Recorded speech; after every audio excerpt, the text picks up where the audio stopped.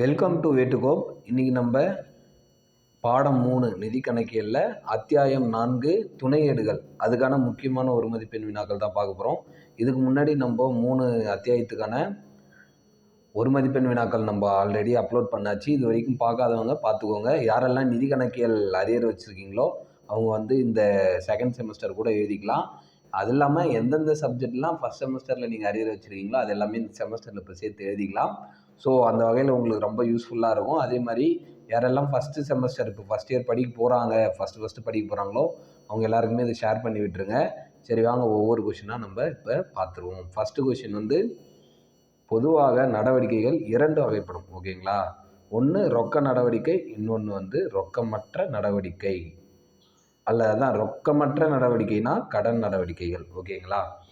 ரொக்கம் இல்லாமல் உடனடியாக பணம் கொடுக்காம கொஞ்ச நேரம் கழித்து கொஞ்ச நாள் கழித்து கொடுக்கறதுக்கு பேர் தான் கடன் நடவடிக்கை. ஓகேங்களா? அடுத்தது 2வது கொஷின், நடைமுறையில் எளிமையாக, வசதியாக, விரைவாக மற்றும் சரியான முறையில் கணக்கேடுகளை பராமரிக்க முதன்மையான குறிப்பேடானது பல்வேறு டேஷ் ஏடுகளாக பாகுபடுத்தப்படுகின்றன. அப்படின்னா விடை துணை ஏடுகள்.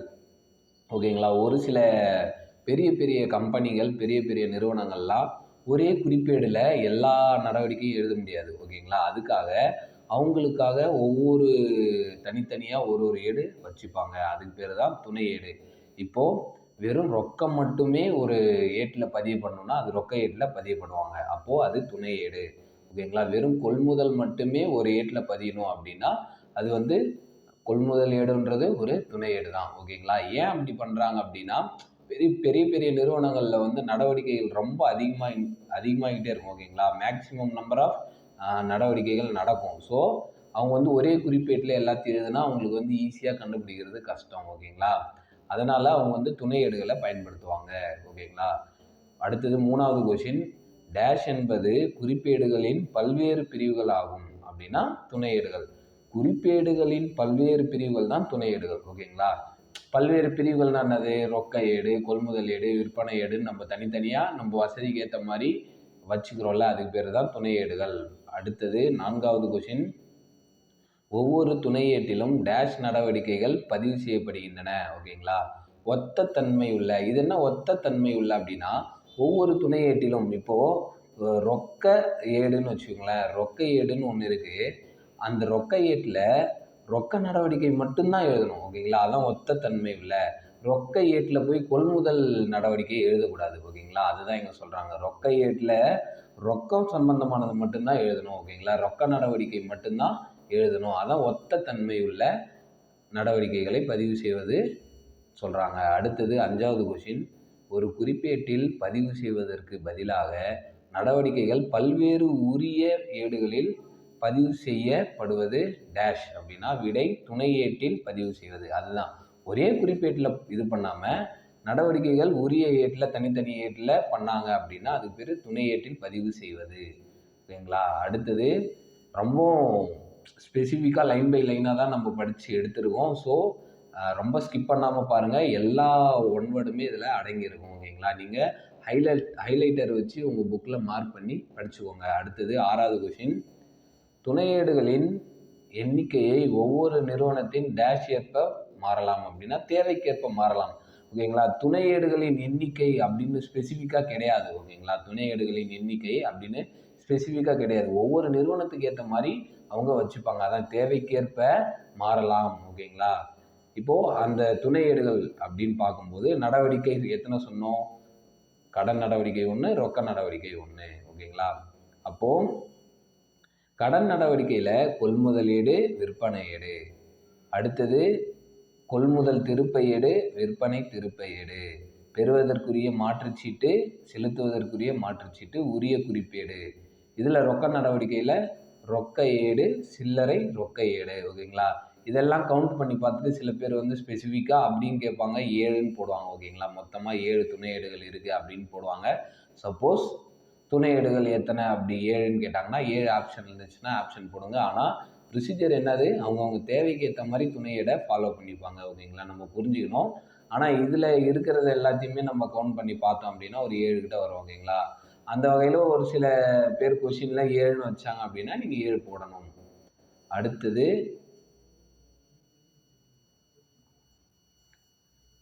7வது கொஸ்டின், அனைத்து ரொக்க நடவடிக்கைகளையும் பதிவு செய்யப்படும் ஏடு ரொக்க ஏடு. சொன்னல, ரொக்க ஏடில் ரொக்க நடவடிக்கை மட்டும்தான் பதிவு செய்யணும். ஓகேங்களா, வேற எதுவுமே பதிவு செய்யக்கூடாது. ஏன்னா அது ஒரு துணை ஏடு.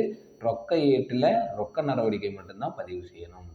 8வது கொஸ்டின், ரொக்கம் இல்லா நடவடிக்கைகளை டேஷில் பதிவு செய்யப்படுகின்றன அப்படின்னா சிறப்பு குறிப்பேடில் பதிவு செய்கிறாங்க. ஓகேங்களா, சிறப்பு குறிப்பேடில் பதிவு செய்கிறாங்க.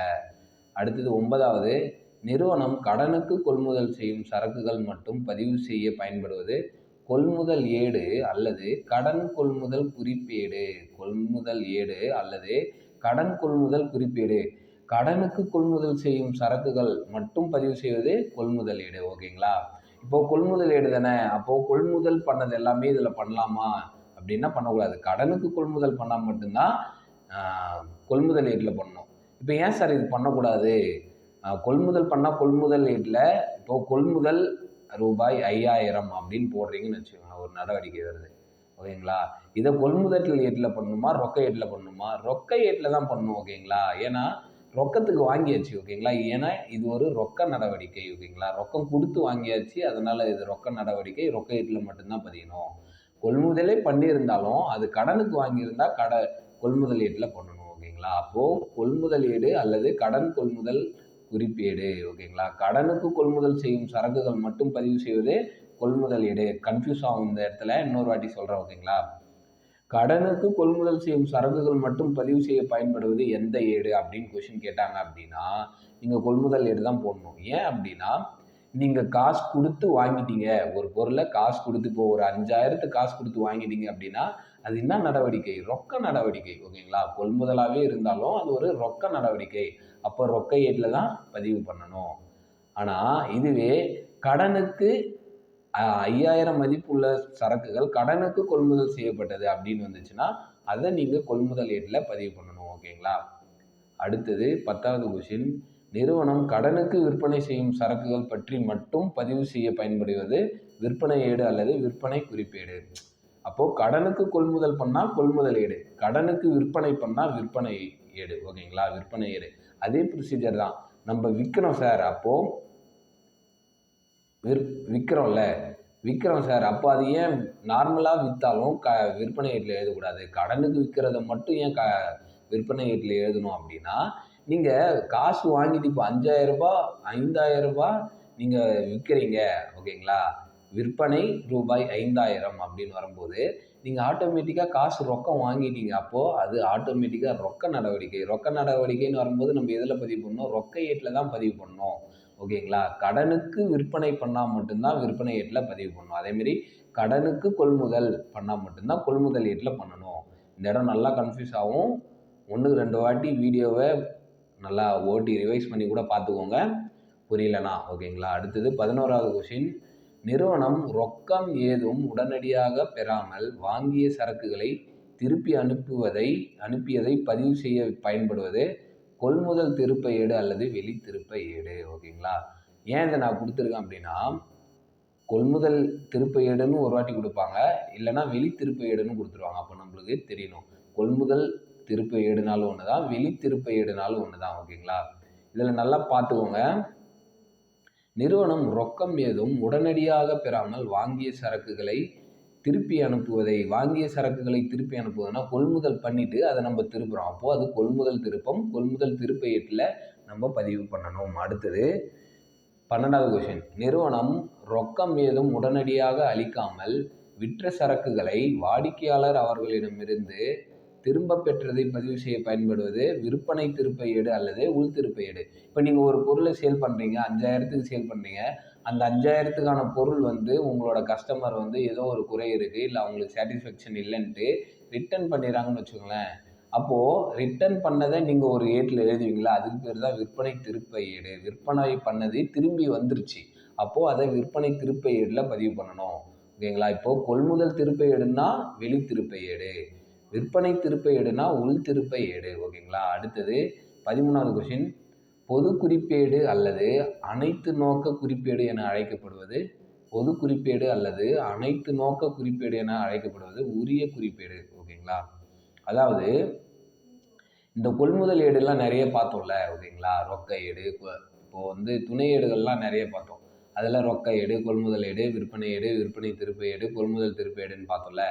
இதில் எல்லாத்துலேயுமே பதிவு பண்ணாத ஒரு நடவடிக்கை எல்லாமே உரிய குறிப்பேடில் தான் பண்ணணும், ஓகேங்களா? உரிய குறிப்பேட்டில் எதெல்லாம் பதிவு பண்ணுவாங்க? மீதி இருக்கிற எல்லா துணை ஏட்லையும் பதிவு பண்ணாமல் இருக்கிற நடவடிக்கை எல்லாம் உரிய குறிப்பேடில் பண்ணுவாங்க, ஓகேங்களா? அடுத்தது 16வது கொள்முதல் ஏடு ஒரு துணை ஏடு. நம்மளுக்கு புரியணும்ல, கொள்முதல் ஏடுனா ஒரு துணை ஏடு. கொள்முதலுக்காக ஒரு ஏடு உருவாக்கியிருக்காங்க, அது ஒரு துணை ஏடு. அடுத்தது 17வது கொஷின், இந்த ஏட்டில் கடனுக்கு சரக்கு வாங்குவது மட்டுமே பதிவு செய்யப்படுகிறது. கடனுக்கு சரக்கு வாங்குவது மட்டுமே பதிவு செய்யப்படுவது என்ன ஏடு? கொள்முதல் ஏடு. ஆல்ரெடி நம்ம பார்த்தோம்ல. அப்போ கொள்முதல் ஏடுனா என்னது? கடனுக்கு சரக்கு வாங்கியிருந்தா அதை மட்டுமே பதிவு பண்ணுறது கொள்முதல் ஏடு. அடுத்தது 18வது கொஷின், மின்சாதன பொருள் விற்பனை செய்யும் நிறுவனத்திற்கு மின்சாதன பொருட்கள் ஒரு சரக்காகும், ஓகேங்களா? இப்போது மின்சாதன பொருள்னா எலக்ட்ரானிக் ஐட்டம்னு வச்சுக்கோங்களேன். எலக்ட்ரானிக் ஐட்டத்தை சேல் பண்ணுற நிறுவனத்துக்கு அந்த பொருள் ஒரு சரக்கு, ஓகேங்களா? ஸ்டாக்கு தான், அந்த நிறுவனத்திற்கு ஒரு ஸ்டாக்கு, ஓகேங்களா? இப்போ வந்து ஒரு கம்பெனி வந்து லைட்டை வாங்கி விற்கிது, ஓகேங்களா? ஒரு லைட் இருக்குது, லைட்டை வாங்கி விற்கிற நிறுவனம் வந்து அந்த லைட்டு வந்து அந்த நிறுவனத்திற்கு சரக்கு, ஓகேங்களா? சரக்கு. அதுவே ஒரு நிறுவனத்திற்கு நார்மலாக ஒரு நிறுவனத்திற்கு லைட்டு போடுறாங்க, லைட்டு வாங்குறாங்கன்னும் போது அங்கே அது வந்து சொத்தில் வரும், ஓகேங்களா? அங்கே அது வந்து சொத்தில் வரும், பார்க்கலாம். அதான், அப்போது மின்சாதன பொருள் விற்பனை செய்யும் நிறுவனத்திற்கு மின்சாதன பொருட்கள் ஒரு சரக்காகும். அதுவே 19வது கொஸ்டின் பாருங்கள், மின்சாதன பொருட்களை வழக்கமாக விற்பனை செய்யாத மற்ற நிறுவனங்களுக்கு மின்சாதன பொருட்கள் ஒரு சொத்தாகும். சொன்னல, இப்போது லைட்டை வாங்கி விற்கிற கம்பெனிக்கு லைட்டு ஒரு சரக்கு, ஓகேங்களா? ஏன்னா அவங்க நிறைய லைட்டு வாங்கி விற்பாங்க, அதனால் அது ஒரு சரக்கு. ஆனால் மின்சாதன பொருட்களை விற்பனை செய்யாத ஒரு நிறுவனத்திற்கு ஒரு லைட்டு இருக்குது அப்படின்னா அது ஒரு சொத்து, ஓகேங்களா? அது ஒரு சொத்து. அடுத்தது 20, சொத்துக்கள் வாங்கினாலும் சரக்குகள் ரொக்கத்திற்கு வாங்கினாலும் டேஷ் ஏட்டில் பதிவு செய்யப்படுகிறது, ஓகேங்களா? கொள்முதல் ஏட்டில், ஓகேங்களா? கொள்முதல் ஏட்டில் சொத்துக்கள் வாங்கினாலும் சரக்குகள் ரொக்கத்திற்கு வாங்கினாலும் டேஷ் ஏட்டில் பதிவு செய்யக்கூடாது. நல்லா பார்க்கணும், ஓகேங்களா? பதிவு செய்யக்கூடாதுன்னு வரும்போது கொள்முதல் ஏட்டில். ஏன்னா கடன் நடவடிக்கை மட்டும்தான் கொள்முதல் ஏட்டில் பதிவு பண்ணணும், ஓகேங்களா? கடன் நடவடிக்கை மட்டும்தான் கொள்முதல் ஏட்டில் பதிவு பண்ணணும். இங்கே பதிவு செய்யக்கூடாதுன்னு தான் கேட்டிருக்காங்க, ஓகேங்களா? அப்போது சொத்துக்கள் வாங்கினாலும் சரக்குகளை ரொக்கத்திற்கு வாங்கினாலும் எந்த ஏட்டில் பதிவு செய்யக்கூடாது? கொள்முதல் ஏட்டில் பதிவு செய்யக்கூடாது, ஓகேங்களா? இப்போது கொள்முதல் ஏடுன்னு பார்த்தோம்ல. அப்போது அந்த கொள்முதல் ஏடு எப்படி இருக்கும் அப்படின்றது கீழே இருக்கு பாருங்க. இதுதான் கொள்முதல் ஏடு, ஓகேங்களா? கொள்முதல் ஏடு இப்படி தான் இருக்கும். ஏன் இதை நான் சொல்லியிருக்கேன் அப்படின்னா, கொள்முதல் ஏடு எத்தனை பத்திகளை உடையது அப்படின்னு கேட்பாங்க. 1, 2, 3, 4, 5, ஓகேங்களா? 5 பத்திகளை உடையது. ஏன்னா நம்மளுக்கு தெரியணும் கொள்முதல் ஏடுனா இப்படி தான் இருக்கும் அப்படின்றது தெரியணும், அதுக்காக நான் வச்சுருக்கேன். அடுத்தது 21, கடன் கொள்முதல் மற்றும் கடன் விற்பனைக்கு பயன்படுத்தப்படுவது. இது ஒரு நிமிஷம் கேப் விட்டு நீங்கள் யோசிங்க. கடனுக்கு கொள்முதல் பண்ணால் நம்ம எந்த ஏட்டில் பதிவு பண்ணணும்? கடன் கொள்முதல் மற்றும் கடன் விற்பனைக்கு பயன்படுத்தப்படுவது. கடன் கொள்முதலுக்கு என்ன, கடன் விற்பனைக்கு என்ன? யோசிச்சிட்டிங்களா? ஆன்சர் பார்த்துருவோமா? 21வது வந்து விடை இடாப்பு, ஓகேங்களா? இடாப்புனா என்னது? இன்வாய்ஸ். நம்ம இன்வாய்ஸ்னு கேள்விப்பட்டிருப்போம், ஓகேங்களா? இன்வாய்ஸ்க்கு பேர் தான் இடாப்பு. அப்போது இடாப்பு எதுக்கு யூஸ் ஆகுதான்? கடன் கொள்முதல் மற்றும் கடன் விற்பனைக்கு யூஸ் ஆகுது. இங்கே ஒரு இன்வாய்ஸை நான் வச்சுருக்கேன் பாருங்கள், இது புக்கில் இருக்க இன்வாய்ஸ் தான், ஓகேங்களா? இது மாடல் இன்வாய்ஸ், ஓகேங்களா? ஆல்ரெடி இது 2வது பாடத்திலே ரொம்ப எக்ஸ்பிளைன் பண்ணியாச்சு, 2வது பாடத்திலேயே வரும், ஓகேங்களா? அடுத்தது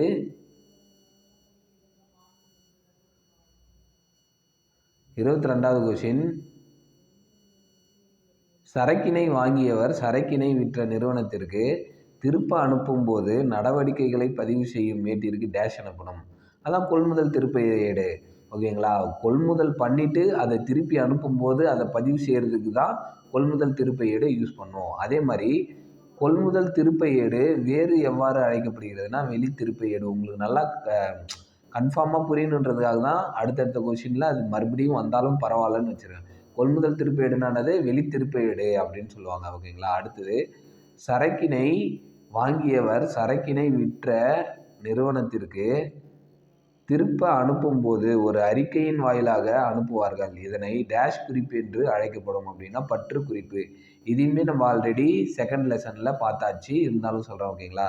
அப்போ சரக்கினை வாங்கியவர் சரக்கினை விற்ற நிறுவனத்திற்கு திருப்ப அனுப்பும்போது ஒரு அறிக்கையின் வாயிலாக அனுப்புவார். அதாவது ஒரு சரக்கு நம்ம வாங்குகிறோம், அந்த சரக்கு நம்ம சாட்டிஸ்ஃபேக்ஷனாக இல்லை, ஏதோ ஒரு குறையாக இருக்குது அப்படின்னு நம்ம அந்த விற்ற நிறுவனத்திற்கே நம்ம அதை திருப்பி அனுப்பும்போது அதுக்கு ஒரு குறிப்பு ஏற்படுத்துறதுக்கு பதிலாக குறிப்பு ரெடி பண்ணுறதுக்கு பேர் தான் பற்று குறிப்பு. ஓகேங்களா.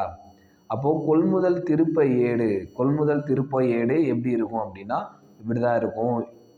நாள் இருக்கும், விவரம் இருக்கும், பேரேட்டு பக்க எண் இருக்கும், பற்று குறிப்பு எண் இருக்கும், தொகை எவ்வளோன்னு இருக்கும், விளக்கம், மொத்தம், குறிப்பு. அப்போது எத்தனை பத்திகளை உடையது? 1 2 3 4 5 6 மொத்தம் 6 பத்திகளை உடையது. ஏன்னா கொள்முதல் திருப்ப ஏடு எத்தனை பத்திகளை உடையதுன்னு கேட்பாங்க, ஆன்சர் பண்ணணும். ஓகேங்களா. அடுத்தது விற்பனை செய்த சரக்குகள் உடனடியாக ரொக்கமளிக்காமல் திரும்ப பெறப்படுவதை பதிவு செய்ய உதவுவது விற்பனை திருப்ப ஏடு. ஓகேங்களா. விற்பனை செய்த சரக்குகள் உடனடியாக ரொக்கம் அளிக்காமல் திரும்ப பெறப்படுவதை பதிவு செய்வது. ஓகேங்களா. இப்போ என்னன்னா நம்ம ஒரு பொருளை விற்பனை செய்கிறோம். ஓகேங்களா. ஒரு பொருளை விற்பனை செய்கிறோம். அந்த பொருள் உடனடியாக ரொக்கம் அளிக்கலை, நம்மக்கிட்ட டக்குனா காசு கொடுக்கல, திருப்பி பெறப்படுவதை நம்மக்கிட்ட மறுபடியும் ரிட்டர்ன் வந்துடுது. அதை நம்ம பதிவு செய்யறதுக்கு யூஸ் பண்ணுறது பேர் தான் விற்பனை திருப்ப ஏடு. ஓகேங்களா. விற்பனை திருப்ப ஏடு. அந்த விற்பனை திருப்ப ஏடு எப்படி இருக்குன்னா இப்படி தான் இருக்கும். ஓகேங்களா. உங்களுக்கு ஒரு எக்ஸாம்பிளோட தான் காட்டுறேன். விற்பனை திருப்ப ஏடு. ஓகேங்களா. விற்பனை திருப்ப ஏடு அப்படின்னு வரும்போது 6 பத்திகளை உடையது. 1 2 3 4 5 6. ஓகேங்களா. 6 பத்திகளை உடையது. இதில் என்னென்ன வரும்னா நாள், விவரம், பேரேட்டு பக்க எண், வரவு குறிப்பு எண், தொகை, விளக்கம், மொத்தம், குறிப்பு. இதுவே விற்பனை திருப்ப ஏடுனா பற்று குறிப்பு எண்ணுன்னு வரும், விற்பனை திருப்ப எண்ணா வரவு குறிப்பு எண் வரணும். ஓகேங்களா. அடுத்தது 26வது கொஸ்டின். தமது வாடிக்கையாளரால் திருப்பி அனுப்பப்படும் சரக்கு குறித்து விற்பனை செய்த நபரால் தயாரிக்கப்படும் ஒரு அறிக்கை வரவு குறிப்பு. இப்போ பற்று குறிப்புனா இப்போ வாடிக்கையாளரால் தயாரிக்கப்படுவது பற்று குறிப்பு, இது நிறுவனத்தால் தயாரிக்கப்படுவது வரவு குறிப்பு. அதாவது பற்று குறிப்புனா அது பொருள் சாட்டிஸ்ஃபேக்ஷனாக இல்லைன்னும் போது அவர் திருப்பி அனுப்பிடுவார். அதை மென்ஷன் பண்ணுறதுக்கு தான் பற்று குறிப்பு யூஸ் பண்ணுவாங்க. இது நம்ம விற்ற சரக்கு நம்மக்கிட்டே திருப்பி வந்துடுது, ஏதோ ஒரு குறையினால வந்துடுது. அப்போது அதை நம்ம மென்ஷன் பண்ணி வைக்கிறதுக்காக மென்ஷன் பண்ணுறதுக்காக பராமரிக்கிறது தான் வரவு குறிப்பு. ஓகேங்களா. அடுத்தது 27. கடன் விற்பனை நடைபெறும் போது சரக்கினை அளிப்பவர் சரக்கினை பெறுபவர் கடனாளிகள் மீது ஒரு குறிப்பிட்ட காலத்தவணையில் மாற்றுச்சீட்டினை எழுதுவார். இது பெறுவதற்குரிய மாற்றுச்சீட்டு. இது நல்லா பார்த்துக்கோங்க. பெறுவதற்குரிய மாற்றுச்சீட்டு, செலுத்துவதற்குரிய மாற்றுச்சீட்டு என்னன்னு நம்ம பார்க்கணும். கடன் விற்பனை நடைபெறும் போது தான். ஓகேங்களா. கடனுக்கு ஒரு விற்பனை நடைபெறும் போது சரக்கினை அளிப்பவர்னா யாரு? செல்லர். ஓகேங்களா. சேல்ஸ் பண்ணுறாருல அவர் தான் செல்லர். ஓகேங்களா. அவர் சரக்கினை பெறுபவர் கடனாளிகள் மீது, கடனுக்காக தானே வாங்குறாரு, அப்போ அவர் யாருன்னு சொல்லக்கூடாது, நுகர்வோர்னு சொல்லக்கூடாது, கடனாளின்னு சொல்லணும். அப்போ கடனாளிகள் மீது ஒரு குறிப்பிட்ட காலத்தவணையில் மாற்றுச்சீட்டினை எழுதுவார். இது பெறுவதற்குரிய மாற்றுச்சீட்டு. அதாவது ஒன்றுமே இல்லை. இப்போ நீங்கள் ஒரு நிறுவனம், நான் அருள் நான் இருக்கேன்னு வச்சுக்கோங்களேன். அருள்ன்ற நிறுவனம், அருள்ன்றவர்கிட்ட பிரவீன்றவர் கடனுக்கு சரக்கை வாங்கிட்டு போகிறாருன்னு வச்சுக்கோங்களேன். பிரவீன்றவர் கடனுக்கு சரக்கு வாங்கிட்டு போகிறாரு. அப்போது அவர் மேலே நான் ஒரு சீட்டு எழுதுவேன். ஓகேங்களா. நீ இந்த டைமில் நீ எனக்கு காசு கொடுக்கணும் அப்படின்னு சொல்லி நான் ஒரு சீட்டு எழுதுவேன். அந்த சீட்டுக்கு பேர் தான் பெறுவதற்குரிய மாற்றுச்சீட்டு. அப்போ அருள் என்கிட்ட கடனுக்கு சரக்கு வாங்கிட்டு போகிற பிரவீன், நீ எனக்கு ஒரு குறிப்பிட்ட காலத்தில் எனக்கு காசை திருப்பி கொடுத்துருன்னு நான் ஒரு சீட்டு எழுதி கொடுக்குறேன். அந்த சீட்டுக்கு பேர் தான் பெறுவதற்குரிய மாற்றுச்சீட்டு. ஓகேங்களா. அதுக்கான படிவம் எப்படி இருக்குன்னா இப்படி தான் இருக்கும். பெறுவதற்குரிய மாற்றுச்சீட்டு ஏடு படிவம். இது எத்தனை பத்திகளை உடையது? 1 2 3 4 5 6 7. ஓகேங்களா? என்னன்னா பெரும் நாள், மாற்றுச்சீட்டினை ஏற்குனர் அதான் கடனாளி, தவணை காலம் எவ்வளோ நாள், பெறுவதற்குரிய நாள் எப்போ, பேரேட்டு பக்க எண் எப்போ, எங்கே இருக்குது, தொகை எவ்வளோ, குறிப்பு என்னன்றதை எழுதணும். அடுத்தது இதுவே செலுத்துவதற்குரிய மாற்றுச்சீட்டு. 28வது கொஷின், கடன் கொள்முதல் நடைபெறும் பொழுது சரக்கினை வாங்குபவர் சரக்கினை விற்றவரிடம் ஒரு குறிப்பிட்ட காலத்தவணையில் மாற்றுச்சீட்டினை எழுதுவார். இது செலுத்துவதற்குரிய மாற்றுச்சீட்டு. அதாவது அதே தான், இங்கேயும் கடன் கொள்முதல் தான். ஓகேங்களா? கடன் கொள்முதல், அங்கே கடன் விற்பனை, ஒன்றுமே இல்லை. இப்போ நான் அருள். ஓகேங்களா? நான் அருள், இங்கே பிரவீன். ஓகேங்களா? பிரவீன் வந்து கடனுக்கு கொள்முதல் பண்ணுறாரு. ஓகேங்களா? கடனுக்கு கொள்முதல் பண்ணும்போது அந்த சரக்குக்கான காசை நான் குறிப்பிட்ட காலத்தவணையில் கொடுத்துட்றேன் அப்படின்னு ஒரு சீட்டு எழுதி எனக்கு கொடுப்பாரு. ஓகேங்களா? ஒரு குறிப்பிட்ட சீட்டு எழுதி எனக்கு கொடுப்பாரு. அந்த சீட்டுக்கு பேர் வந்து செலுத்துவதற்குரிய மாற்றுச்சீட்டு. செலுத்துவதற்குரிய மாற்றுச்சீட்டு. ஓகேங்களா? அதான் கொடுத்துருப்பாங்க. கடன் கொள்முதல் நடைபெறும் பொழுது, ஓகேங்களா, கடனுக்கு கொள்முதல் நடைபெறும் பொழுது தான் இது இந்த சீட்டு நடக்கும். அப்போது நடைபெறும் பொழுது சரக்கினை வாங்குபவர், ஓகேங்களா, சரக்கினை வாங்குபவர் யார்? பிரவீன். ஓகேங்களா? சரக்கினை வாங்குபவர் சரக்கினை விற்றவரிடம், சரக்கினை விற்றவர்னா அருள். ஓகேங்களா? அருள் ஒரு குறிப்பிட்ட காலத்தவணையில் மாற்றுச்சீட்டினை எழுதுவார். நான் ஒரு குறிப்பிட்ட காலத்துக்குள்ளே இந்த காசை நான் கொடுத்துட்றேன் அப்படின்னு சொல்லி ஒப்பிட்டுட்டு அவர் ஒரு சீட்டு எழுதி தருவார். அதுக்கு பேர் வந்து செலுத்துவதற்குரிய மாற்றுச்சீட்டு. ஓகேங்களா? இந்த இடம் கன்ஃபியூஸ் ஆகும், நல்லா ரீவைண்ட் பண்ணி கூட பார்த்துக்கோங்க. ஓகேங்களா? எக்ஸாம்பிள் வச்சு தான் நான் சொல்லியிருக்கேன். அடுத்தது செலுத்துவதற்குரிய மாற்றுச்சீட்டு படிவம். நாள், ஏற்பு நாள். ஓகேங்களா? ஏற்பு நாள், மாற்றுச்சீட்டினை எழுதுனர் கடனீந்தோர். ஓகேங்களா? கடனீந்தோர், தவணை காலம், செலுத்துவதற்குரிய நாள், பேரேட்டு பக்க எண், தொகை, குறிப்பு. அடுத்தது 29வது கொஷின், ரொக்க ஏடு, கொள்முதல் ஏடு, விற்பனை ஏடு, கொள்முதல் திருப்ப ஏடு, விற்பனை திருப்ப ஏடு, பெறுவதற்குரிய மாற்றுச்சீட்டு மற்றும் செலுத்துவதற்குரிய மாற்றுச்சீட்டு ஏடு போன்ற துணை ஏடுகளில் பதிய முடியாத எஞ்சிய பதிவுகள் எந்த பதிவேட்டில் பதிவு செய்யப்படுகின்றன? இது எல்லாமே துணை ஏடு. இந்த துணை ஏட்டிலெல்லாம் பதிவு பண்ணாத நடவடிக்கையெல்லாம் எங்கே பதிவு பண்ணுமா?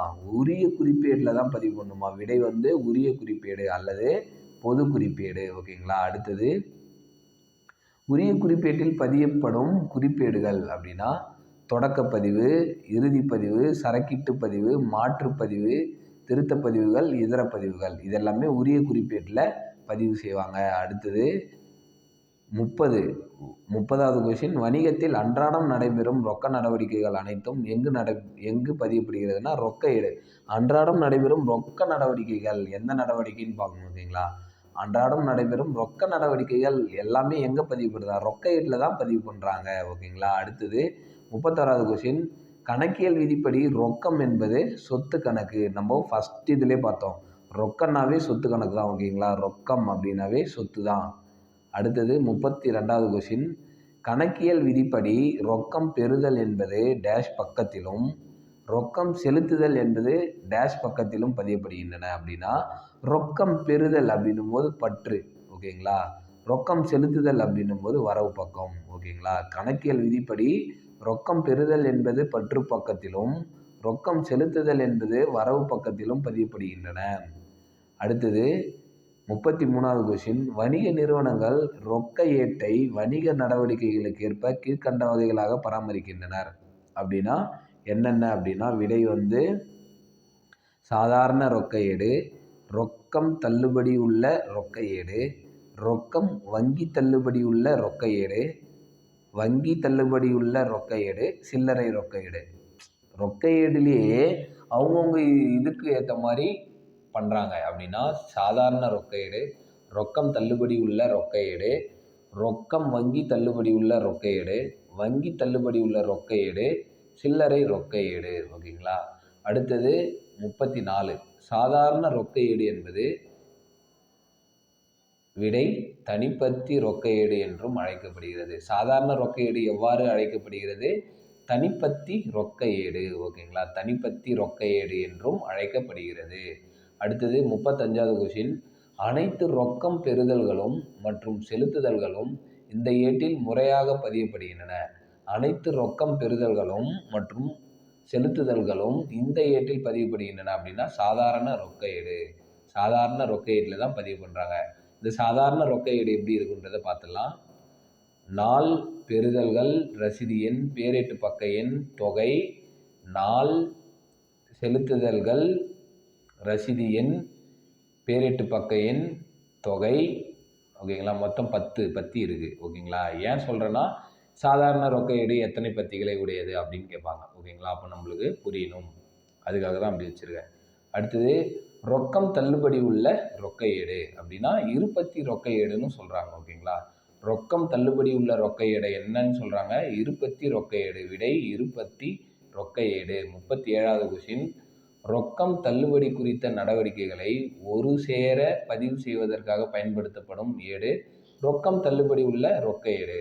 ஓகேங்களா, ரொக்கமும் இருக்கும், ரொக்க நடவடிக்கையும் இருக்கும், தள்ளுபடியும் இருக்கும். ஓகேங்களா, அப்போ ரொக்கம் தள்ளுபடி குறித்த நடவடிக்கை வந்துச்சு அப்படின்னா ரொக்கம் தள்ளுபடி உள்ள ரொக்க ஏட்டில் பதிவு பண்ணுவாங்க. அதுதான் சொல்ல வராங்க.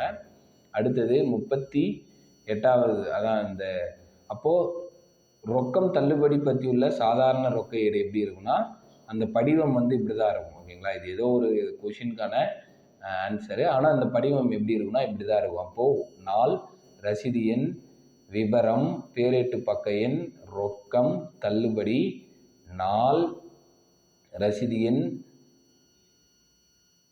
விபரம் பேரேட்டு பக்க எண் ரொக்கம் தள்ளுபடி மொத்தம் 12. அப்போது ரொக்கம் தள்ளுபடி பற்றியுள்ள சாதாரண ரொக்க ஏடு எத்தனை பத்திகளை உடையது? 12 பத்திகளை உடையது. ஓகேங்களா, இதெல்லாமே பார்த்துக்கணும். ஒவ்வொரு ஏடுமே எத்தனை பத்திகளை உடையதுன்றதை கேட்டுக்கிட்டே இருப்பாங்க. ஓகேங்களா, அடுத்தது ரொக்கம் வங்கி தள்ளுபடி பத்தியுள்ள ரொக்க ஏடு. ரொக்கமும் இருக்குமா, வங்கி இருக்குமா, தள்ளுபடியும் இருக்குமா. அதாவது ரொக்க நடவடிக்கை இருக்கும், வங்கி நடவடிக்கை இருக்கும், தள்ளுபடியும் இருக்கும். ஓகேங்களா, அப்போது இந்த பத்தி உள்ள ரொக்க ஏடு என்ன சொல்கிறாங்க? 30 ரொக்க ஏடு. ஓகேங்களா, 3 பத்தி இருக்குல்ல, 1 2 3, அதனால் இது 30 ரொக்க ஏடு. அடுத்தது 39. ஒரு நடவடிக்கையை 2 பக்கத்திலும் பதிவு செய்கின்ற போது அது டேஷ் பதிவு என்று அழைக்கப்படுகிறது. எதிர்பதிவு. இது ரொம்ப முக்கியம். ஓகேங்களா, ஒரு நடவடிக்கையை 2 பக்கத்திலும் பதிவு செய்கின்ற போது அது டேஷ் பதிவு என்று அழைக்கப்படுகிறது. எதிர்பதிவு. இந்த எதிர்பதிவு வந்து எழுதிட்டு ஏஏன்னு போடுவாங்க. ஓகேங்களா, ஏஏன்னு போடுவாங்க. அப்போது ரொக்கம் வங்கி தள்ளுபடி பற்றியுள்ள 30 ரொக்க ஏடு சொல்லியிருக்காங்களா, 30 ரொக்க ஏடு. இது எத்தனை பத்திகளை உடையது அப்படின்னு கேட்பாங்க. பார்த்துருமா? 1 2 3 4 5 6 7 8 9 10 11 12 13 14. ஓகேங்களா, அப்போ 14 பத்திகளை உடையது. அப்போ 30 ரொக்க ஏடு வந்து 14 பத்திகளை உடையது. ஒவ்வொன்றுத்தையுமே எத்தனை பத்திகளை உடையதுன்னு கொஷின் கேட்டுக்கிட்டே இருப்பாங்க. அதனால தான் நான் அது வச்சுருக்கேன். ஓகேங்களா, உங்களுக்கு அந்த படிவத்தோடையே காட்டியிருக்கேன். அடுத்தது வங்கி தள்ளுபடி பற்றியுள்ள ரொக்க ஏடு. வங்கி தள்ளுபடி பற்றியுள்ள சாதாரண ரொக்க ஏடு. இது எத்தனை பத்திகளை உடையது? 1 2 3 4 5 6 7 8 9 10 11 12. இது 12 பத்திகளை உடையது. ஓகேங்களா, அடுத்தது 41வது கொஷின். ரொக்க தள்ளுபடி அப்படின்னா கணக்கேடுகளில் இடம்பெறும். ஓகேங்களா, ரொக்க தள்ளுபடி 2 தள்ளுபடி இருக்குது. ரொக்க தள்ளுபடி இருக்குது, வியாபார தள்ளுபடி இருக்குது. ஓகேங்களா, ரொக்க தள்ளுபடி கணக்கேடுகளில் பதிவுப்படும் இடம்பெறும். அது என்ன ரொக்க தள்ளுபடி கணக்கேடுகளில் பதிவுப்படும்னா காசு மூலயமா தள்ளுபடி பண்ணியிருக்காங்க அப்படின்னும் போது கணக்கேட்டில் பதிவு பண்ணும். வியாபார தள்ளுபடின்றது அந்த வியாபாரம் ஸ்டார்டிங்கில் வியாபார கணக்கில் நம்ம என்ன பண்ணுவோம், ஒரு மொத்த லாபம் தான் கிடைக்கல. அப்போது அதில் வர தள்ளுபடி வந்து கணக்கேடுகளை இடம் பெறாது. அப்போது இதுவும் ரொம்ப இம்பார்ட்டண்ட்டு. 41 42. ரொக்க தள்ளுபடி கணக்கேடுகளில் இடம் பெறும், வியாபார தள்ளுபடி கணக்கேடுகளில் இடம் பெறாது. ஓகேங்களா, அடுத்தது 43வது கொஷின். ஒரு குறிப்பிட்ட காலக்கெடுவுக்குள் அல்லது முன்னரோ சரியாக தொகையை திரும்ப செலுத்தும் நபருக்கு வழங்கக்கூடிய தள்ளுபடி ரொக்க தள்ளுபடி. அப்போ அந்த குறிப்பிட்ட காலக்கெடுவுக்குள் முன்னராகவோ அல்லது சரியாகவோ தொகையை திரும்ப செலுத்தும் நபருக்கு வழங்கக்கூடிய தள்ளுபடி ரொக்க தள்ளுபடின்னு சொல்கிறாங்க. அடுத்தது 44வது. பொருளை அளிப்பவர் அப்பொருளை வாங்கியவர்களுக்கு விலைப்பட்டியலில் உள்ள விலையை விட குறைவாக வழங்கினால். ஓகேங்களா, விலைப்பட்டியலில் உள்ள விலையை விட குறைவாக வழங்கினால் அது வியாபார தள்ளுபடி. அடுத்தது 45வது கொஸ்டின். ரொக்க தள்ளுபடி அளித்தது ரொக்க ஏட்டில் பற்று பக்கம் காட்டப்படும். ரொக்க தள்ளுபடி பெற்றது ரொக்க ஏட்டின் வரவு பக்கம் காட்டப்படும். ஓகேங்களா. அப்போது ரொக்க தள்ளுபடி அளித்தது, ஓகேங்களா, அளித்தது பெற்றதுன்னு தான் நான் பார்க்கணும். அப்போ ரொக்க தள்ளுபடி அளித்தா அது பற்று பக்கம், ரொக்க தள்ளுபடி பெற்றா அப்படின்னா அது வரவு பக்கத்தில் எழுதணும். அடுத்தது 46வது கொஸ்டின். டேஷ் விவரங்கள் கொள்முதல் ஏட்டில் அல்லது விற்பனை ஏட்டில் மட்டும் காட்டப்படும் அப்படின்னா வியாபார தள்ளுபடி. ஓகேங்களா. அப்போ வியாபார தள்ளுபடி விவரங்கள் கொள்முதல் ஏட்டில் அல்லது விற்பனை ஏட்டில் மட்டும் காட்டப்படும். ஓகேங்களா. அடுத்தது 47வது கொஸ்டின். டேஷ் தள்ளுபடி சரக்கின் இடாப்பு மதிப்பில் இருந்து கழித்து காட்டப்பட மாட்டாது அப்படின்னா ரொக்க தள்ளுபடி. ஓகேங்களா. இடாப்பு மதிப்பில் இருந்து கழித்து காட்டப்பட மாட்டாதுன்னா ரொக்க தள்ளுபடி. அடுத்தது 48. டேஷ் தள்ளுபடி பட்டியல் விலையில் இருந்து கழித்து காட்டப்படும்னா வியாபார தள்ளுபடி. பட்டியல் விலையில் இருந்து கழித்து காட்டப்படுவது வியாபார தள்ளுபடி. அடுத்தது 49வது கொஸ்டின். நிறுவனங்கள் பேருந்து கட்டணம், தபால் செலவு, வண்டி கட்டணம், எழுதுபொருள் செலவு, சிற்றுண்டி செலவு போன்ற சிறு செலவினங்களை பதிவு செய்வதற்காக தனியாக ஒரு ரொக்க ஏடு பராமரிக்கப்படுவது சில்லறை ரொக்க ஏடு. இதெல்லாம் சில்லறை செலவு தானே, அதனால் இது சில்லறை ரொக்க ஏடு. அடுத்தது 50வது கொஸ்டின். சில்லறை ரொக்க ஏடு எத்தனை வகைப்படும் அப்படின்னா 2 வகைப்படும். ஓகேங்களா. சில்லறை ரொக்க ஏடு 2 வகைப்படும். ஒன்று சாதாரண சில்லறை ரொக்க ஏடு, இன்னொன்று பாகுபடுத்தப்பட்ட சில்லறை ரொக்க ஏடு. சில்லறை ரொக்க ஏடு 2 வகைப்படும். ஒன்று சாதாரண சில்லறை ரொக்க ஏடு, இன்னொன்று பாகுபடுத்தப்பட்ட சில்லறை ரொக்க ஏடு. அடுத்தது 51வது கொஸ்டின். பற்று பக்கத்தில் தலைமை காசாளரிடமிருந்து பெற்ற முன்பணத்தொகை மட்டும் பதிவு செய்யப்படும். வரவு பக்கத்தில் அனைத்து செலவினங்களும் ஒரே பத்தியில் பதிவு செய்யப்படும். இது சாதாரண சில்லறை ரொக்க ஏடு. ஓகேங்களா. இதெல்லாம் நீங்கள் ஏதோ ஒரு ஷார்ட்கட் வச்சு மனப்பாடம் பண்ணிக்கோங்க. அப்போ பற்று பக்கத்தில் தலைமை காசாளரிடமிருந்து பெற்ற முன்பணத்தொகை மட்டும், அப்போது தலைமை காசாளரிடமிருந்து பெற்ற முன்பணத்தொகை மட்டும் பதிவு செய்யப்படும். வரவு பக்கத்தில் அனைத்து செலவினங்களும் ஒரே பத்தியில் பதிவு செய்யப்படுவது சாதாரண சில்லறை ரொக்க ஏடு. 52வது கொஸ்டின். வெவ்வேறு தலைப்புகளில் உள்ள செலவினங்களுக்கு ஒரு தனிப்பத்தி ஒதுக்கப்படும். மொத்த செலவினங்களுக்கென ஒரு பத்தி ஒதுக்கப்படுகிறது. மொத்த செலவினங்கள் பட்டியல் சில்லறை செலவுகளை பதிந்த பிறகு அதே தொகையை அதற்குரிய செலவுகள் பத்தியில் பதிய வேண்டும். இது பாகுபடுத்தப்பட்ட சில்லறை ரொக்க ஏடு. விடை பாகுபடுத்தப்பட்ட சில்லறை ரொக்க ஏடு. அடுத்தது 53வது கொஸ்டின். சில்லறை செலவுகளுக்காக முதலில் ஒரு தொகை அட்வான்ஸாக கொடுத்து செலவான பிறகு அந்த செலவுகளை காட்டி மீண்டும் அதே தொகையை வாங்கும் முறை முன்பண மீட்பு முறை. இது ரொம்ப கொஞ்சம் இம்பார்ட்டண்ட்டு. முன்பண மீட்பு முறை. அட்வான்ஸாக கொடுத்துட்டு அது செலவான பிறகு அந்த செலவுகளை காட்டி மீண்டும் அதே தொகையை வாங்கும் முறை. அதாவது சில்லறை செலவு, இந்த டீ செலவு, இந்த மாதிரி நிறைய உபசரிப்பு செலவு, இந்த மாதிரிலாம் இருக்குல்ல. அப்போ அந்த சில்லறை செலவுக்காக ஒரு அட்வான்ஸ் தொகையை முன்னாடியே கொடுத்துருவாங்க. அது செலவானதுக்கு அப்புறமேட்டுக்கா அந்த செலவை காட்டி மீண்டும் அதே தொகையை வாங்கும் முறை பேர் என்னதான் முன்பண மீட்பு முறை. ஓகேங்களா. முன்பண மீட்பு முறை. இதோட இந்த லெசனுக்கான எம்சிக்யூ முடியுது. ஓவராலாக 53 கொஷின் கவர் ஆகிருக்கு. லைன் பை லைன் படித்து தான் எடுத்துருக்கேன். புரியாததுக்கு எல்லாமே பிக்சர் ஆட் பண்ணியிருக்கேன். வீடியோவை தயவு செஞ்சு ஸ்கிப் பண்ணாமல் பாருங்கள். உங்களோட ஃப்ரெண்ட்ஸுக்கும் எல்லாருக்கும் ஷேர் பண்ணி விட்டுருங்க. Thank you friends.